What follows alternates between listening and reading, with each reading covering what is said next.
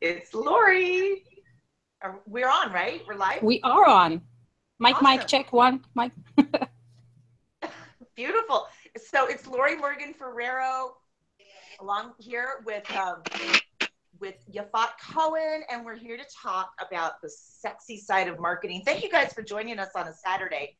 I know it's the weekend, but like Yafat was just saying, people kind of do as much on the weekend as they do during the week anymore, right? I mean, things are just, they're just changing. And so I appreciate you taking some time off your weekend to hang out with us. And it's going to be totally worth it, because this is one of my favorite topics about how come marketing can be sexy. And it's a metaphor that I'm going to use regarding how to handle your customers. And this is my whole philosophy. And that's what the sexy side of marketing is about, is my philosophy. Even though we don't have to dress sexy today, I have a ponytail going, right? we're just we're just jumping in and doing it. Yes. Exactly. So what I mean by the sexy side of marketing is sort of like, you don't jump into bed with somebody. Hi, you made it. Look at, I'm sorry, I'm looking at all these little hellos. Anyway, this is when you are marketing to somebody, it's not like you run up to them and go, here, buy this thing. You've got to you build a relationship. You do a courtship. And so when I say sexy side, I'm talking about sort of a whole building a relationship that's an evergreen relationship with your customers. So you don't have to keep going out and finding new customers. That's what the whole process is about. That's what the sexy side of marketing means. It means that you are actually engaging and talking like we're doing here. We're actually getting to know each other and interacting with each other. And even though we have so much technology now, I've said this already, but I'm going to say it again because it's true. We have so much technology, but we're more isolated than we've ever been. And so it's very important to actually reach out and talk to your prospects and your customers and let them know you're a real person, because people don't buy from businesses. They buy from people. Yes. At the end of the day, right? Your language has to relate to a person, because it's not a building that's reading your messaging. It's a person, and they're going to respond one way or the other. Right. So what I wanted to talk about today is push and pull marketing. So Yafat, you want to tell them where the worksheets are? Because we have 2 today. I went all out. We did. So first of all, I see that in our comments, guys, I apologize, words-that-attract-cash.com, day 5. If you refresh the page, you will see the right live stream right there. So I see Billy's here, and Gabby's here, and David is here, and Bonnie's here, and we have people with us in the hangout already, which is our winner for this week, Sally. And we have Paula here. Yes. Hopefully we can talk to Paula some more. And as we're doing that, so I'll share my screen and show you guys where we are and what we're doing. So right here on words-that-attract-cash.com, you have 2 worksheets right here. And if you click on them, you're going to get 2 of them. So one will be principles versus strategies, and we'll get to that. But we're going to start with this one, which is the sexy side of marketing.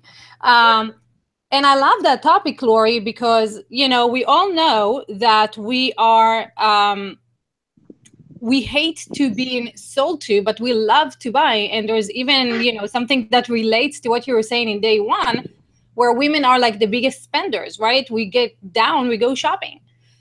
Right. Well, but we hate to be sold. We love to get stuff. And so how do you get stuff, right? We're going to talk about exactly what you said, pull versus push. And I love today's topic, because if we just nail that one principle, right, everything will change. If we just realize, if we learn how to pull people to us rather than push stuff at them, right? Well, would that change everything for us? Exactly. That's what the title of this programmed is words that attract cash, because it's a pulling towards rather than pushing somebody that may not be ready and may resent what it is that you're actually doing. So it's because we don't, like you said, no one likes to be sold to, nobody, Right. but we do like to buy things that we, feel are the right things for us to buy. So, so would you mind? I'm gonna go to bring our little Facebook comments here again, so you guys gonna see me do technology, and I apologize. You have to see this while I'm doing it, so that we bring in our Facebook audience, and you I can love see us that in you're both doing places. this. I love it. It's great. And so you can see us in both places if you are commenting on Facebook right there. And if you are, you probably don't want to be in Facebook. You probably do want to be in Words That Attract Cash, so that you can actually grab those worksheets, come in and talk to Lori. And I think maybe Lori, I'm going to put you on the spot, lady. Yeah. Yeah, all right, let's do that. Why don't you guys bring your slogans and face to face with Lori, and we can actually deconstruct that at the end of the training and be like, is your marketing today, are you pulling people or are you pushing people? Exactly. After you learn all that stuff, you'll probably be able to decipher it for yourself, but sure. Why don't you get Lori's head on it? Thank you. I would absolutely love to do that. And you can see on the worksheets, if you've got yours, there's a weird, a two-headed llama. And it was from Dr. Dolittle, called the Push Me, Pull You. And it was always trying to go in two different directions. And I thought it was a really great metaphor for push marketing versus pull marketing. And that we have some companies that we want to get your feedback on, whether you think they're push marketing or pull marketing. So the first one that we want to look at is Dove. Dove. Okay, so we will share our screen. I'll share my screen. Dove. And here is Dove. So, guys, is this pull marketing or push marketing? And we would show you the video ads, but if we were to show you the video ads, we would get penalized because of copyright, because of the music. Right. So we're just going to show you their ad copy, because you guys probably going to do more ads than, static ads than video. So what do you think? Put that in the comments. Is that pull marketing,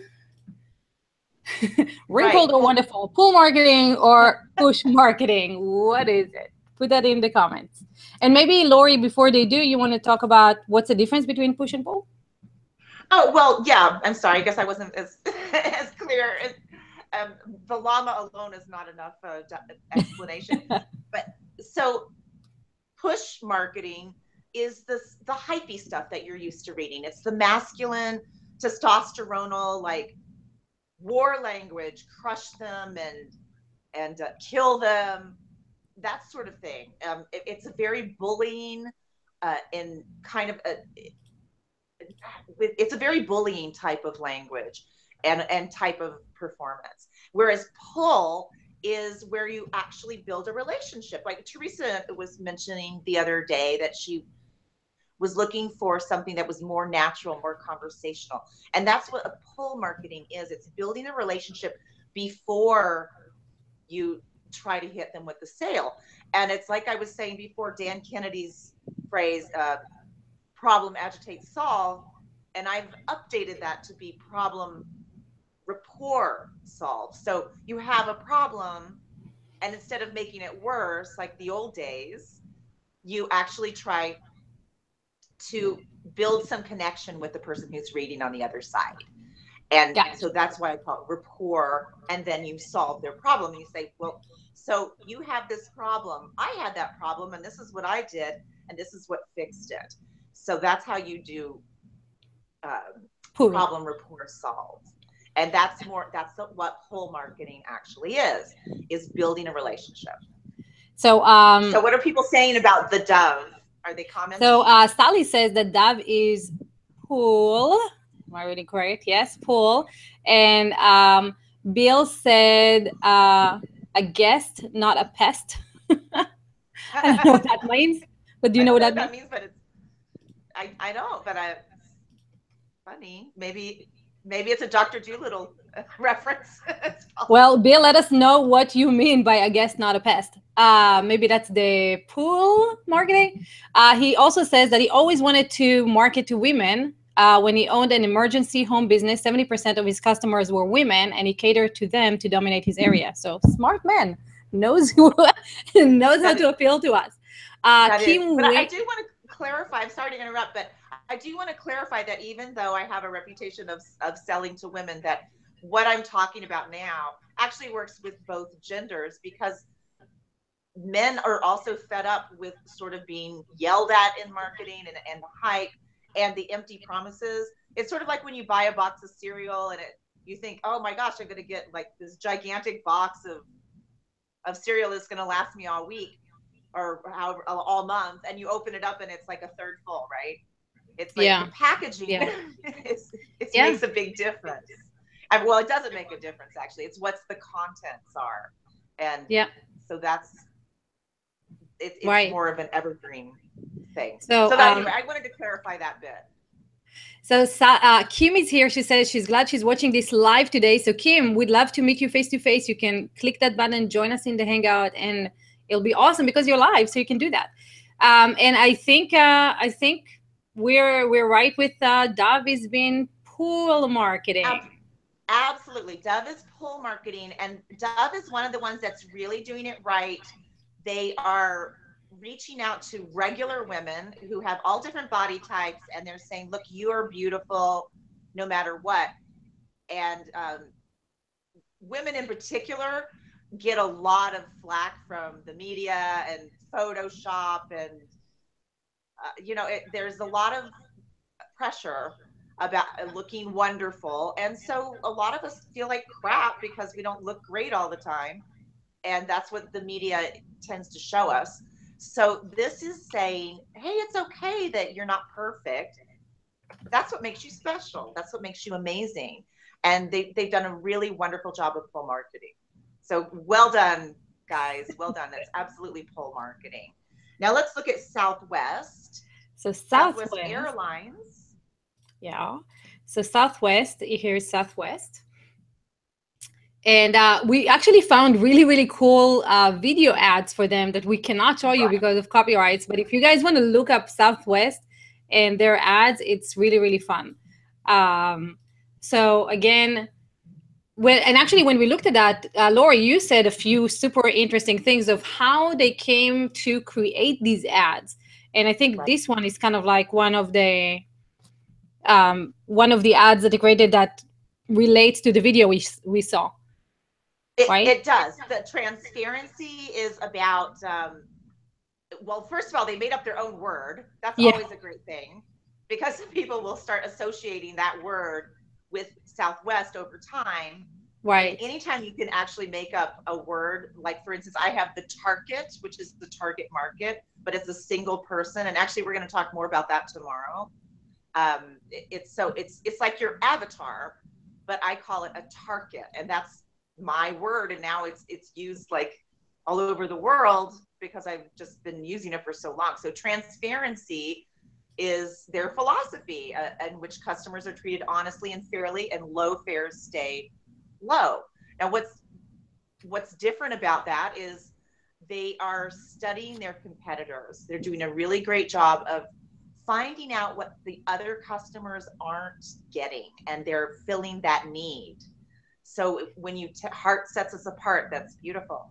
So, and that's so super what we talked about in day one, where we talked about emotions. They just put the emotions straight there in the ads. Well, that's a really good point. Thank you for bringing that full circle, because you're exactly right. That's one of the reasons why, you can guess, I'm going to tell you, this is pull marketing, because they are getting the emotional involvement. And because they're really connected to who their prospects are, and they're studying them. And they said they actually saved people $1.4 billion last year. And so apparently they're doing something right where people are following them. But the emotion is exactly what sets them apart. And it's and funny, it's you pretty know, because cool. when you fly Southwest, it's a completely different experience, right? There's no assigned seats. The staff actually jokes on the intercom, right? They have like their own joke. They do. You feel like, right? You feel like you're in someone's living room, not in a bus it is a bus, right? They don't fly direct many times. It's like, okay, we're coming in, dropping off, picking up, going up. But you don't care because you meet like your neighbors and you're all talking about stuff and you're joking and the flight goes by very, very quickly and it's completely different experience. And their ads are showing that, right? Like if you Right. ever flew Southwest, you understand what heart set us apart. You get that. Somebody said planes are flying cat carriers. That's funny to me. Yeah. They can be. They can be. So anyway, I gave that one away. Southwest is pull marketing because I just want to give an example of what the difference is. And so let's go to United. Yeah. They're one of their competitors. United. And see what they're doing. So United, okay, so this will be very, very interesting because look at their ads and then tell us how you feel about their marketing. So their ads, what do their ads try to do? Is it pull or push?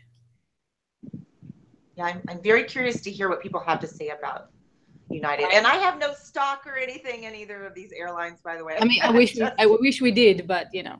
Right. No, there's just merely examples. Right. So only examples. So what do you think? And Sally, you're here with us. Do you want to unmute and let us know what you think? They do Hello? say friendly a lot. I see that. Yay. Paula, Hey, thank Sally. you. Yes. Hey. So pull or push? It's kind of difficult for me because I don't really know United Airlines. Mm-hmm. Fair enough. But I'm going to hazard a guess and going to say push. Push. Okay. Yes. And yeah, Bill says that he said it's pull, but then he says sorry, push. So I don't know which one came first. Lori, which one is it?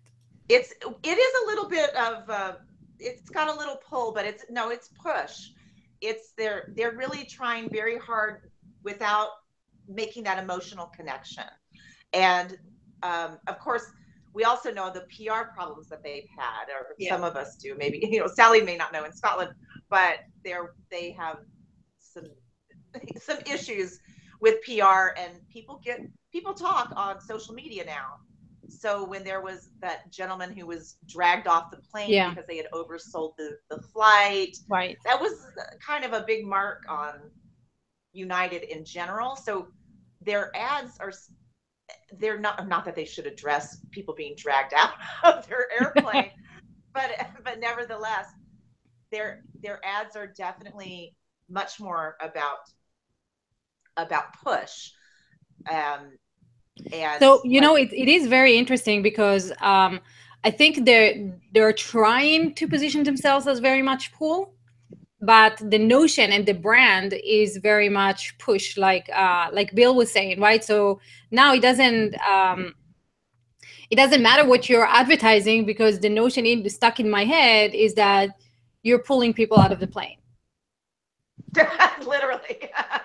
So maybe it is pull. Just kidding. Right.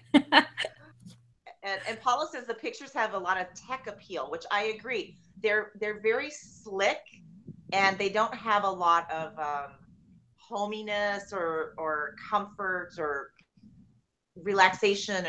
They push, or they push an image of being very techy. Mm-hmm. And not warm. They really don't. It's very cold. Their advertising has zero emotion. Mm-hmm. And yeah, it's interesting. Bill says that people complain about United and not Southwest because Southwest tells you that they are not the best. I don't know if I agree with that.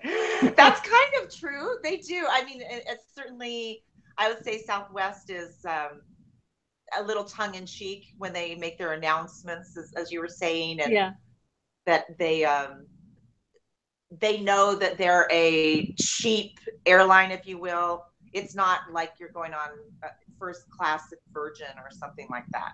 So I think they are a little aware that they're kind of the smaller guy for the regular person. And that's what they tap into, which I like. Yeah, so maybe that's it.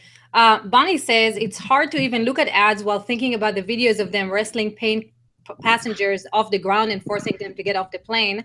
Perhaps their ads should hit the bad publicity heads on in some way.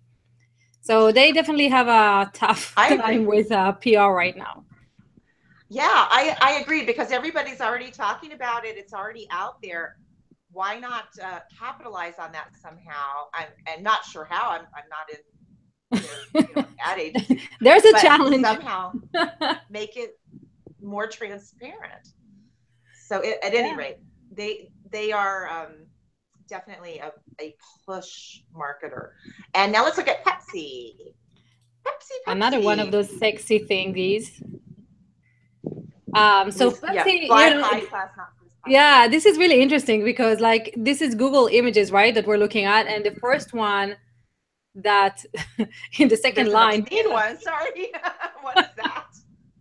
What does this say? The proud, strong of American corporations.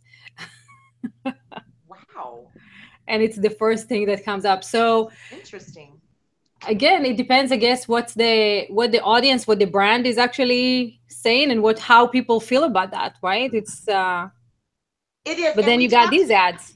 We talked, I think, in the very first session about Coke versus Pepsi. I mean, bigger competitors, and that Coke has more emotion than Pepsi, in that they have a story, and that if you haven't seen the replay on the story selling, that's a really good one. It's a really good one.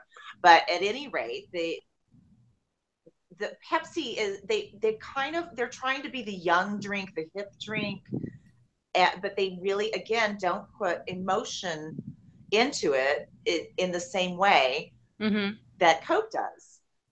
And should we look up Coke? Well, sure, why not? Let's do a comparison. Let's look at Coke.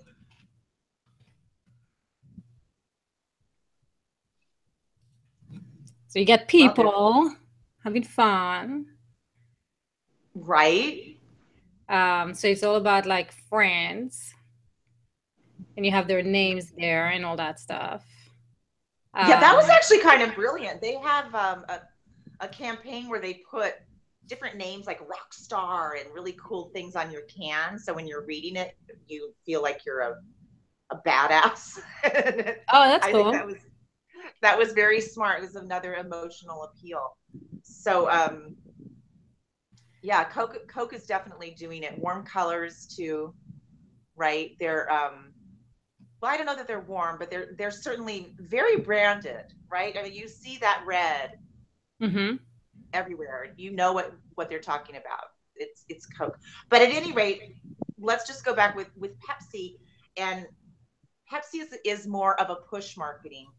And that's also, when we talked about this, when we were making these trainings together, Yafat and I were talking about, this was the Kendall Jenner faux pas with Pepsi, right? Where it wasn't her fault per se, but it got the green light about her giving a Coke, or not a Coke, giving a Pepsi to a police officer, and who was fighting a riot in San Francisco. Right. And it seemed to really undermine the Black Lives Matter movement. And it was a very trivializing commercial that caught a lot of flack, and ended up getting pulled. I don't even know if you can find it on YouTube anymore, frankly. I don't know. It's okay. Don't look it up. But at any rate, Pepsi is much more push. I don't feel like they have a lot of emotion that's connected with their audience. And that's the difference really between push and pull. The pull is the emotion, the emotional connection. And we have the last one. Mark, let me see. I don't know why this is not showing. So hold on a second, because we have comments. Oh, there we go. So Mark Anthony says, Lori is a prime example of attraction marketing. People are just drawn to her. You're a doll. Thank you so much, Mark. I'm going to save that one. That's lovely. But there you go, Lori dealing with compliments on the fly. Exactly. So the final one is, frankly, I'm confused. And I put that one in there because that's a very common copywriter line, as a subject line or as a headline, as a follow-up. If marketers have been marketing to you, they'll often say, if you haven't bought, well, frankly, I'm confused. Why haven't you bought yet? And somebody just wrote, frankly, I don't care up there. But yeah, it's kind of insulting, isn't it? Frankly, I'm confused. Why are you such an idiot that you haven't bought from me yet? So, yeah, I would definitely say that is also, that's. Yeah, I wonder how do you guys feel about that, right? Like, how do you feel when you get an email and someone goes like, well, I'm confused. I gave you all these good reasons. Why aren't you buying? So how does that feel to you as the audience? Do you feel that this is kind of like someone really curious of finding out what's happening? Or do they just, like Lori just said, is that a sales tactic to try to get you to buy? And oh, Sally says something interesting. Sally, you want to jump in? Jump in, say that. Hello. Hey, say it. Yeah. Hey, hiya. Usually when I get those typical standard email subject lines or whatever, I just unsubscribe because I've seen them so many times. Right? That's a really great point, Sally. Thank you. That's I do that a lot as well, because it's such a canned and overdone phrase. So yep. That I'm sure at one point it probably did work, but that's definitely a masculine, testosteronal, that's the sort of the old traditional kind of marketing that isn't really working anymore. There's so much noise going on that people literally block that stuff out. And like you said, you unsubscribe. So now they're not in your world anymore. And they have no shot at getting you to buy something from them, which is what their goal is. Yeah, exactly. Well said. Well said. So we have Kim says that it's a sales tactic to get you to buy. It's a guilt trip. So I'm assuming, Kim, that you don't like it. Do you also unsubscribe like Sally does? I'll be curious to know. And then Bill says, I don't like it. I feel like I'm being manipulated. So even guys don't like this forceful, in your face type of marketing anymore. That's cool to know. Yeah, I absolutely agree. I see that all the time, and in all the years I've been doing it. Guys are also, they're not immune to all the noise and the clutter that's everywhere around us. And of course, they also are going to be affected. And it's like, like Sally said, you see it so many times that it doesn't work. And it's kind of a bullying tactic too, right? And like Bill said, being manipulated. So it's definitely a push. Yeah, David says that it depends on the context of how, frankly, I'm confused is used. I've seen instances where it worked on him, although generally he will feel offended by it. So context, yeah. But I guess it's like what you're saying, Lori, is like depending how many people are actually using it. So if everybody's confused, nobody is, right? Right, exactly. So that's what I have to say about push and pull marketing. That I really believe that the marketing today is it's more, I want to call it more feminized, because I'm used to selling to women, but I don't want guys to be turned off by that. It's a softer way. You still have to use sales tactics, don't get me wrong, but you soften the edges when you're selling today, because you have to have more humanity in your contact. That's what separates people out in programs now. I mean, there are so many programs out there now that I see. We were talking about this before too, where there's a ton of videos that you're supposed to sit and watch, and some minions are maybe going to look at your stuff, but you don't know who they are. Not the person who sold you this great big promise, right? But it's you don't have context, or you don't have contact rather with the actual person who is making the product. And like you said, when we did the search on Google, like all the information's out there. It's just a matter of having someone interpret it for you. And that's the value of having, you know, of being here alive. And that's why I'm really happy to be of service and to answer questions that you guys have about your specific copy. So please type those in, and I'm happy to, if you have a hook or a slogan or anything like that, I'd love to have a look at it. Awesome. So we have Kim says as well that she doesn't care for it. She usually unsubscribes. Bonnie says that bees are attracted to honey, not vinegar. And so if you guys want to know whether your slogans, like Lori just said, if your slogans are pull or push, this is your time. You can get direct feedback from the queen herself here, the queen of copy. You can either put that in the comments, or you can join us and actually get direct feedback face to face. So do you want to jump into the why hierarchy of needs is on the page? I actually want to pop over to the other worksheet that I added, if that's okay with you, because we're going to talk more about the hierarchy of needs tomorrow, but this really brings home the push and pull marketing. So this connects everything all together. So I hope you guys got this worksheet too. It's at wordsthatattractcash.com. And it's right here. So you guys, if you're looking right here, this is the principles versus strategies. And this is super cool because this will give you like straight on tools that you can use right now to decipher whether or not you are pulling or pushing. So it looks like this, and you should download it, have it, and let's go. Yeah, let's go. Okay. So principles versus strategies. There's a huge difference in marketing because there's like all sorts of bells and whistles that are out there right now, right? And they work for a while, but even like the subject line I was saying, frankly, I'm confused. After a while, they stop being effective, or there's a bigger and better thing that comes out of, you know, of technology or different word assembly. And so the answer to the first thing is principles never change. They are fundamentals. They are what continues to work because of human nature.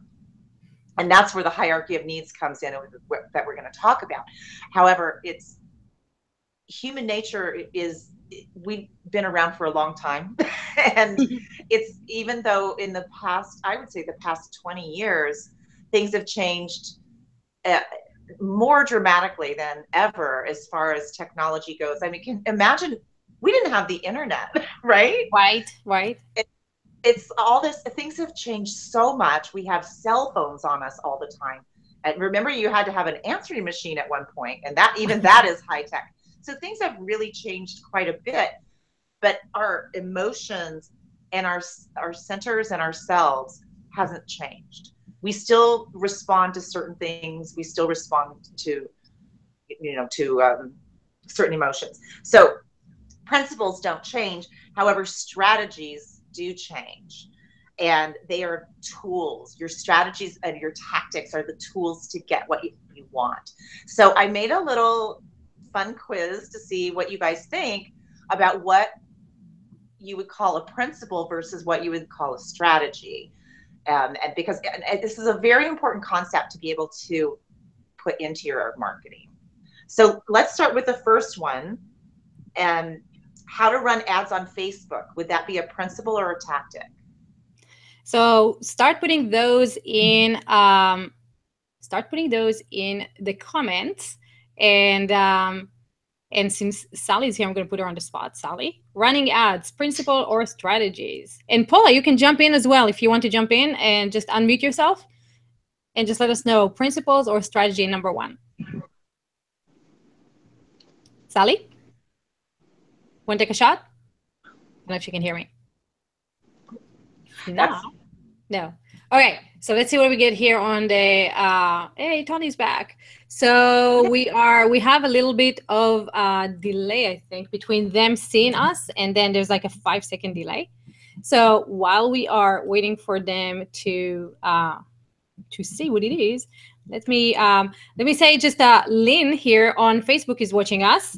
And and she says, I'm so sick of hearing the phrase, it breaks my heart for marketers. It sounds so disingenuous. Yes, totally. I fully agree, Lynn. It's true. That's what a lot of the older copy that we recycle, frankly, it sounds disingenuous because it is. And I'm going to tell you guys something.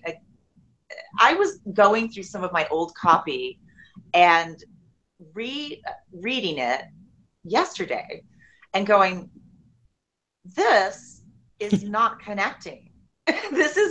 I am actually talking at people instead of thinking of talking to a single person, which is exactly what I teach. So it's interesting when you put your own work aside and you come back later that you see things that you didn't see before. Yeah. And being disingenuous is something that happens with a lot of marketers because they're just used to making these big marketing machines instead of actually connecting to their audience. And it makes all the difference in the world. Yep. Bill says strategy or tactic. Lori said tactic. David says strategy. Kim says strategy. Gabby says strategy. And Gabby, I saw that you put the name of the program. Awesome. We're going to get to that right after we're done with this worksheet. So number one, strategy or doing Facebook ads, strategy or principle. Lori? It's a strategy, absolutely. And I heard, I was reading some of the comments that were flying by here, and that's because Facebook changes every day. So what's going to work today may not work tomorrow, or next week. So it's absolutely a strategy. So well done. You guys are right on it. The next one, number two, how to run ads on Google Adwords. What do you think about that? Would that be a principle or a strategy? Well, I think it'll be the same as Facebook ads, will it not? Yep, exactly. That is also a strategy because, again, Google changes all the time. I don't know how many of you heard of the Google slap. Yep. I remember that in the early 2000s, right? Mm-hmm. When people they thought they had worked the Google system so well and they were making all this money. And Google's like, oh, no, changing that algorithm right now. And everything changed. Some people lost literally hundreds of thousands of dollars that they were counting on. So you don't want to rely on strategies. You want to rely on principles for your business because those are evergreen and those are going to stay with you for your entire business. And they're never going to go out of style. That's the thing. So that brings us to number three, which is how to write a converting ad. Strategy or principle. And let's see. So, so we have Bonnie. Am I sharing? Yeah, there you go. So we have Bonnie already jumping ahead of the game. And she goes like, principle, 3, 4, 7, 10, 11. So we're going to go down Bonnie and play with us. David says strategy number 2. Yes, Gabby, strategy number 2. You guys getting it? It's really awesome. I love it. Exactly. I mean, it's one of those things that's very subtle, but once you understand the concept, it's like, wow, I could have had a V8. It's so natural to notice that, things that are changing more often are going to be things that you don't want to rely on for your business. You don't want to build your business on, sand, right? Because it's not necessarily going to stick around. So yes, writing a converting ad is absolutely a principle. There are ways to do it, and if you follow them, it works. If you don't, it doesn't. How to write a great article? So should we just go through the list? Because I think you guys are getting it. If you want to just do what Bonnie did and just say which one is which, that'd be great. And then Lori, just go through and explain why one is a strategy and one is a principle. You got it. Got it. So we're at number 4, how to write a great article. Again, it's structure. So that is a principle. That's something, as I mentioned before, I have a journalism degree, and we did what was called the inverted pyramid. So you put like the top of the lead at the beginning, and then you take it down to the details. You put the most important stuff at the top, and that's also works in copy. It's interesting, but at any rate, yes, writing a great article is a principle. There's a strategy behind it. Not a strategy behind it. There's a formula, let's call it, behind it. How to run a video ad on YouTube, that is a strategy. And why? Because YouTube can change their terms of service whenever they want, and they do. So what might work for you today won't work for you tomorrow. How to promote yourself on Twitter, same thing, right? It's a strategy because Twitter can change, and that's kind of the key. If something's not solid, if it's a company that can change their terms of service, then you don't want to rely on it for your business, for your income. You want to have strong principles in place. How to make a speech. How to make a speech is actually a principle. And I just saw someone wrote that in. And yeah, that's exactly right. Because how to make a speech has a formula. How to rank #1 on Google. I think you guys know this already. That would be, right, a strategy. Should we just say you cannot rank #1 on Google? Because can we take that out of this thing? And unless you're okay. Anyway, so the promise of ranking #1 on Google, that also changes all the time, right? So all the time. All the time. Yeah, and page 1 changes all the time, and there's no longer page 1 of Google because Google now personalizes the results to you. So Lori might get a result that is different than mine, and I'm going on a tangent. Let's go back to the principle and stuff. No, I actually am glad you brought that up because you know so much about Google. That's really fascinating. You're right that they're targeting people so directly now that it's a little scary. I mean, people were actually talking about this in one of the Facebook groups that I'm in, that they mentioned they started selling things to her that she had been talking about that just wasn't even on her in her email or anywhere. So there was a so I saw that one, and it's funny when people say that, and Google is not. So if you just read a little segment. So Google is no longer reading your emails for ads. Look up that article. The reason why they're not doing that is because they, even though ads is their main bloodline, they're going to stop getting ads, stop reading people's emails to sell them ads because they want to get more people into G Suite. They're going more to the enterprise. So that was one thing that people did not want to do. And Google is actually listening to their audience, saying, hey, we don't like this practice. And even though that makes them money, they change their practices so that their customers are feeling more comfortable. Now, about that woman who just talked about it, I bet she did not just talk about it. She might have looked up a video on YouTube. She might have researched that on Google. She might have chatted about it in conversation. It's not that Google listens to everything you would say, because that would be insane amount of data just to market to you. But well, it would be a lot of data. Yeah, but they do look at your YouTube history and at your search history because that's where they're there. And they said from the beginning, their goal was to decipher, right, the results, the data on the web and give you the answers that you want. Now it's before you even ask for it, which is why we have Google Now and AI and all that stuff. So it's very easy to get off of Google if you want to. You can. It's like privacy versus convenience. Do you want to live your life without the convenience of Google offering you suggestions? Get off of Google. Exactly. Get off of Facebook. Facebook is even more intrusive.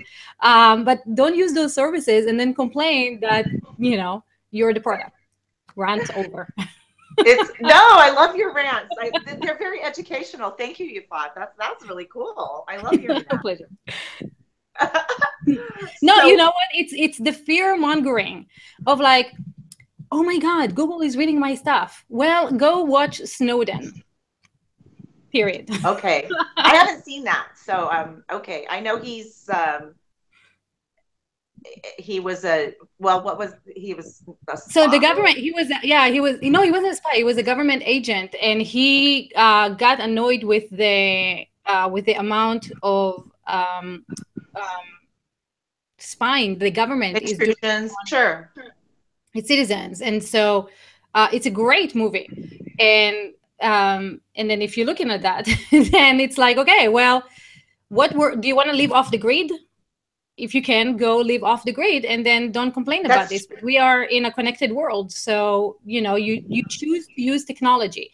When you put Alexa in your house, you give Amazon access to every word that you say, every word, right? Because Alexa always listens to you. So whether it's Alexa, whether it's Siri, whether it's Google Home, you're putting those AIs in your house, asking them to listen, so that you conveniently don't have to go and buy something on the computer.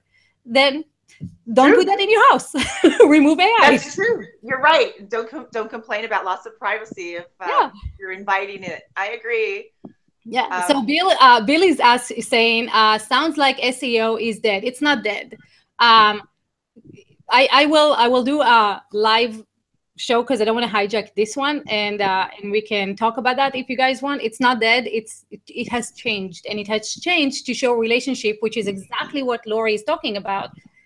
The relationships that you have with your copy, with your with people off the grid on Llama Farm. Yes, Bill.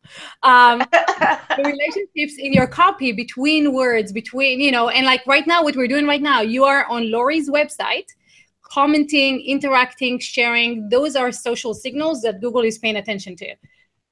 So it's changing, but it still comes back to relationships. Who are you connected to? Who's sharing you? Who's talking about you? Who's showing up?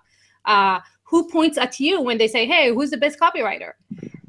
That's where SEO is going. So back to principles and strategies. Well, that's wonderful. Actually, that comes full circle again, doesn't it? It comes back to tactics versus principles and emotions, and being more connected. That's excellent. Yep. So I lost where I was. Was I on number 9? How to do an interview on Facebook Live? We got to how to rank on number 1, and I went on a rant. That's it. Okay. Excuse me. Yeah. So that's fine. So of course, Facebook Live changes their terms of service a lot. So that is a strategy.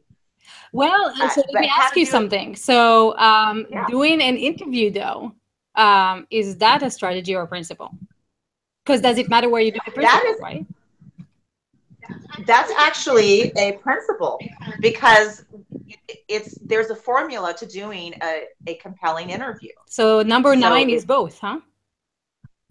So number 9 is principle. Oh, okay. Sorry. It is a principle. Facebook Live. Yeah, sorry.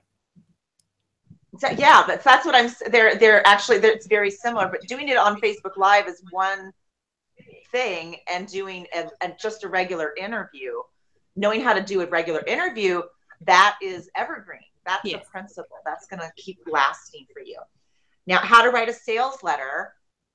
Principle. That is a principle. Yeah. Even though sales letters have evolved quite a bit, they're a lot more visual. There's a lot of audio and video. They're much more interactive. But nevertheless, the formula is still the same. And you'll see even in the video sales letters that they still follow the same sort of format. Like, here's mine.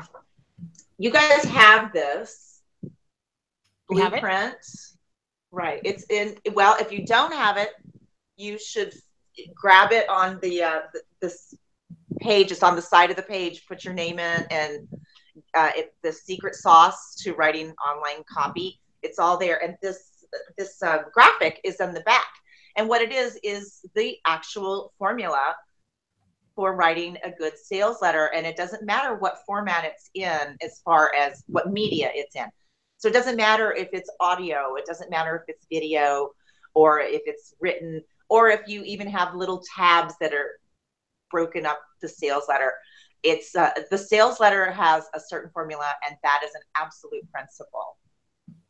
And last but not least, how to write a fantastic testimonial. Principle. Again, that is a principle, because it's a formula. When there's a formula, it can stay evergreen. You can keep using it over and over again. You don't have to keep, because it's solid. It's a principle. Whereas with strategies, you're going to have to zig and zag and make changes as the strategies change, and they change very quickly, even more so now. than they So ever did. Bill is asking, can you explain the difference between strategy versus principle versus a tactic? A strategy is a tactic, Bill. It's the same. I wouldn't separate those out. In fact, on my worksheet, I use them interchangeably. So a tactic and a strategy are both things that you have to follow and update. Whereas a principle or a rule is something that is going to stay solid and that you won't have to worry about. So you don't have to keep changing it. And that's what relationship marketing is about. Like what this whole program is actually about, words that attract cash. And I just saw a little blip go by and I missed it. So before we jump into that, then Gabby's asking for your opinion of the name of her program. Great. Yeah. So do you want to jump to that, or do you just want to talk because we have 8 more minutes? Do you want to talk about the hierarchy of needs, how that relates to the principles, and then get Gabby's program? No, I want to talk about Gabby's program, and because we're going to spend a lot more time on the hierarchy of needs tomorrow. Perfect. So Gabby's program is how to write a book in 120 days. What do you think? I think that 120 days sounds too hard. So, I mean, that's probably realistic, right? But that's 4 months, isn't it? So it's, I would, in that case, I would probably not put the time limit on it. How to get your book done. Would you say 4 months is actually better than 120 days? Like, would you say 4 sounds shorter and more doable? It does sound shorter and more doable. I would say that, but it still sounds like a big commitment, and people want things fast and easy. Mm-hmm. And that's even though that's not realistic all the time. In fact, most of the time it's not realistic, but 120 days does sound like too much. So I think I would consider tweaking that. I was talking about yesterday, I believe it was, about a program that said write your book in 2 weeks, in 14 days. Mm-hmm. So, between the two, I'm going to go with the 14 days. So really, so that's fascinating. Think about some. Yeah, well, I'm asking because as a copywriter, that you're not going to write a book in 14 days. But you're saying that's true, right? So that you want, but but you're going to go with that, even though what Gabby is saying is probably more realistic to do. So more realistic. Yeah. So talk about that. That's interesting because that's a different. That's kind of like an emotional marketing thing, That is an emotional marketing thing, and the way it could work is actually if you make the connection with your copy and with your messaging that says, you may think this is a magic bullet, or that you're looking for a magic bullet for a book, but you're not, because it's not going to be what you want. And so you can actually build a relationship with your messaging and then lead them into the program. So the program title on its own isn't so scary because you've already established a relationship with those people that let's get real. Let's be realistic. You want a good book. You want a book that you can be proud of, that you can show other people and that you can share with other people. You don't want a sloppy thing that you're going to put out in 14 days. So it's building that relationship. And that's part of the whole process of the 5 factors we're going to be talking about it for the next 5 days, as building the relationship before you actually, get in there and try to nail them. So Bill says there's no such thing as 4-hour work week either. But we all bought I know that, there's right? not. That's exactly true. It's people want the dream. They don't want to hear the nightmare, Well, but so that's very interesting because we're just talking about transparency, authenticity, being real, connecting, right? Not selling you apples and then saying, no, it's actually an orange juice afterwards, because that's going to destroy the reputation afterwards. So this is a very interesting marketing thing, right? How can you be authentic and transparent and tell people this is actually what it's going to take when they don't really want to buy that?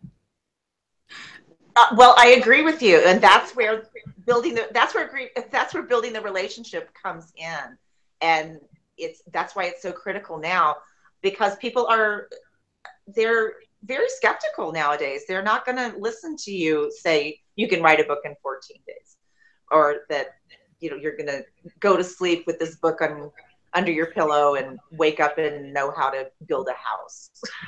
Right. So maybe Gabby, what you do have, like, why does it take 120 days? Do you teach them something different every month? And so maybe you can talk about selling a book in 4 steps, and every month is a step. Like you don't talk about how much time it takes to do it, but you talk about, like, what do they get? What's the outcome? Like, all you need to do is have these 4 things in a book, and then 1 month, first time we're going to work about this one, second we'll talk about that one. Or like Lori said, just go on live video and say, like, okay, those 2 weeks, nothing's going to happen, and this is not going to happen. And then people will trust you in the process, right? Exactly. And it doesn't have to be video either. I want to say that video is just another way of getting your message out there. It can be written, it can be audio, it can be video, whatever works for you. I don't like people to stop because they're afraid of the technology. Sure. And I see that happen a lot, because there is a lot of different technology out there, and it's really impossible to keep up with. Yeah. But so that's why we're coming back full circle to principles, right? Principles versus strategies. So when you have the principles of building a relationship, then that's going to continue to sell for you much better than if there's a strategy of, just selling hard. Yep. So Bill says he sat next to Tim Ferriss at the airport, and Tim said he just tested the book titles on AdWords and 4-hour one. So maybe that's what you want to do, Gabby. Well, yeah, you can test. That's kind of out of the scope of this, but yeah, testing is a great way to see what works. But it's still, ultimately, because humans are very social creatures, it's always, always, always going to come down to relationships. Yeah. It just is.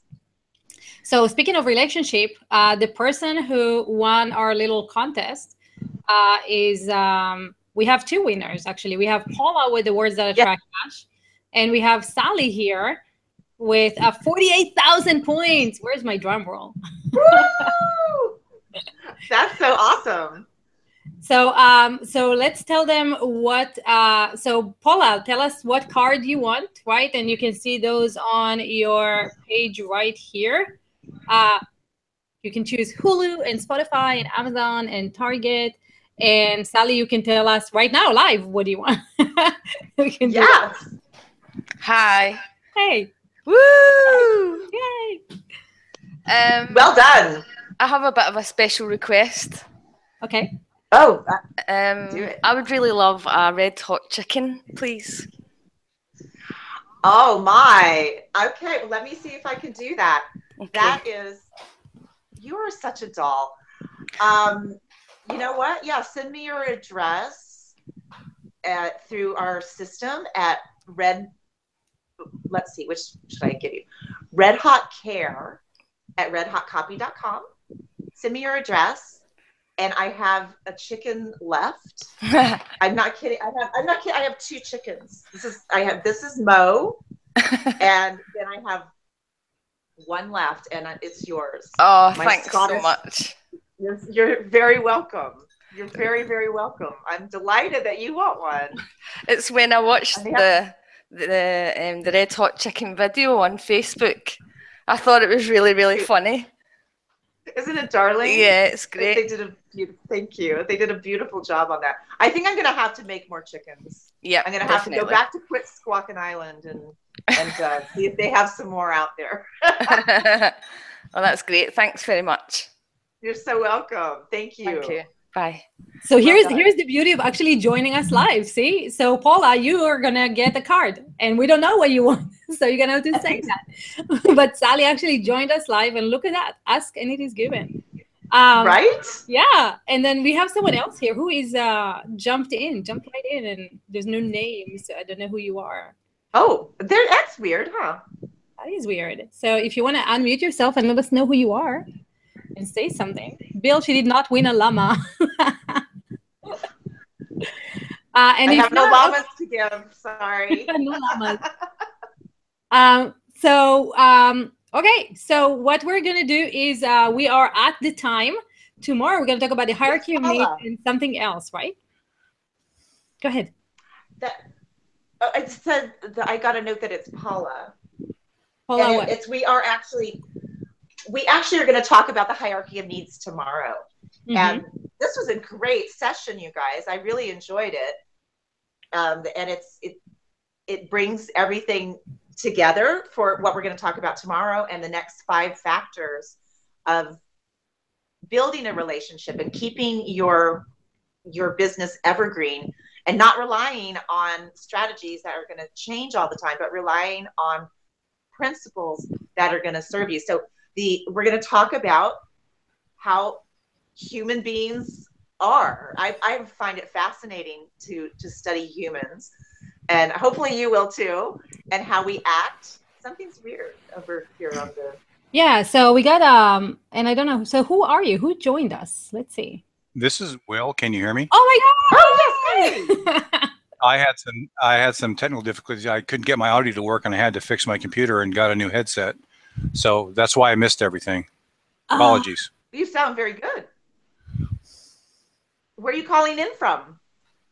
San Diego, California. San Diego?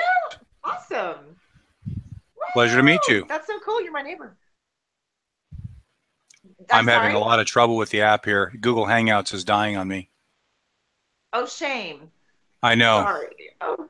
Well, you do need I'm sorry I missed everything. Yeah, you do need to be hardwired to the internet for Google to work with a lot of people. So as this fills up, the weakest link, if you watched any of the training of how to join a Hangout, the weakest link is going to just freeze on us.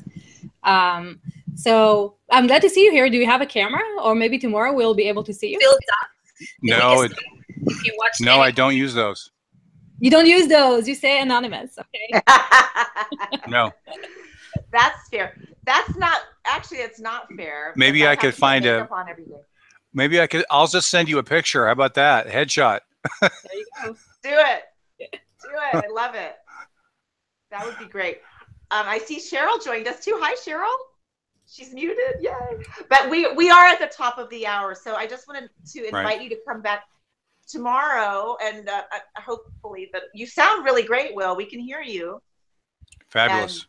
Good. And you can listen to the replay. And tomorrow we're going to talk more about, like I said, human nature and how to actually stimulate the emotions and what makes people tick. That is a principle that will not change, and you won't have to worry about that. So I'm super excited about that. So tomorrow we're going to talk about the flirt factor, and this is getting into sort of the relationship part of marketing. And so I'm going to explain to you what that means, what the flirt factor means, as well as the other 4 factors. Flirtology. Flirtology. Oh, that's great. Oh, I have to see if that website's available. Very cute. All right. So, Yafat, are you still here? I am. So tomorrow, same time, same place, on a Sunday, bring your beer and whatever else you want to do and your notepads. And we are going to make sure that the stream is exactly the same on the page. Share, play if you want to win a chicken, maybe, or if you want to win a gift card, words that attract cash, hashtag. Use that in Twitter. And thank you, Paula, for sharing all your chickens with us. That's amazing. So share those, and we will see you mañana, right? Absolutely. That sounds good. Thank you guys so much. I really appreciate your time. Good night. Okay, talk to you tomorrow.